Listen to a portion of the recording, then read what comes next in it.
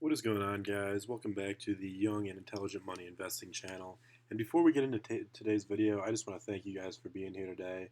You guys have been giving me so much support, and it's been really exciting to see, and I've been loving seeing all the channel's growth and all the comments from you guys. So thank you, and please keep it up. I've really enjoyed seeing it. I really appreciate all you guys. So today we are going to talk about how to get a more diversified portfolio, not just in different sectors, but in different countries. So let's say the U.S. markets take a tumble over the next few years, or lose to Asia, or something like that. Maybe China pulls ahead of the U.S. You want to be able to have exposure to stocks that have international exposure, basically.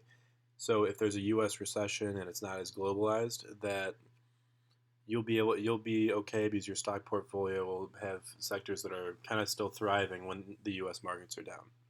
To start out, I just want you guys to realize what a lot of people don't realize is how globalized some of these companies are now. Let's take something for example like Coca-Cola. I have one share of Coke here. I used to have a couple more, but I sold it off just because I don't think it's a very big growth company, and it's not going to grow that much. But a huge part of Coca-Cola's business, it's the biggest brand in the entire world, and most of its business does not come from the United States. So just owning something like Coca-Cola, even though it's an American stock, you are not relying solely on the American market for this stock to perform. So anything like that, it really happens. REIT like AMT is also going international. Most of these stocks, like the biggest stocks in the S&P, they've kind of expanded as much as they can for the most part in the U.S. market.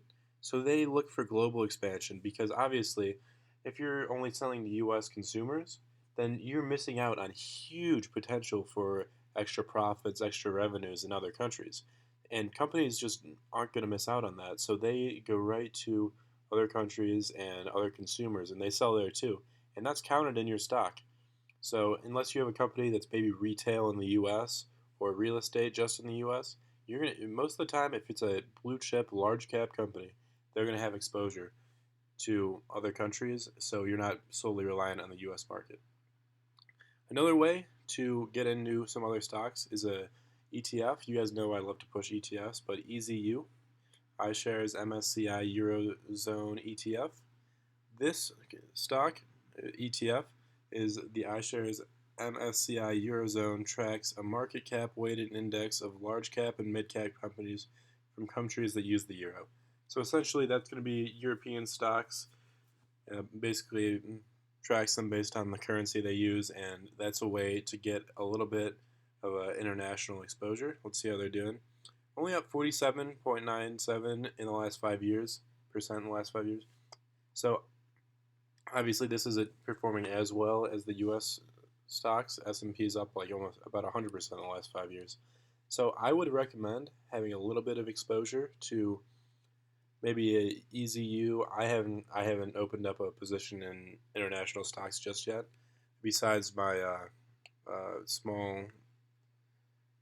small position in sdiv, but I would recommend having a small position in those, but having your main focus be on American stocks, just because American stocks and ETFs largely. But just because I think that the American markets provide for so much opportunity for growth and expansion, more so than many other countries in the world.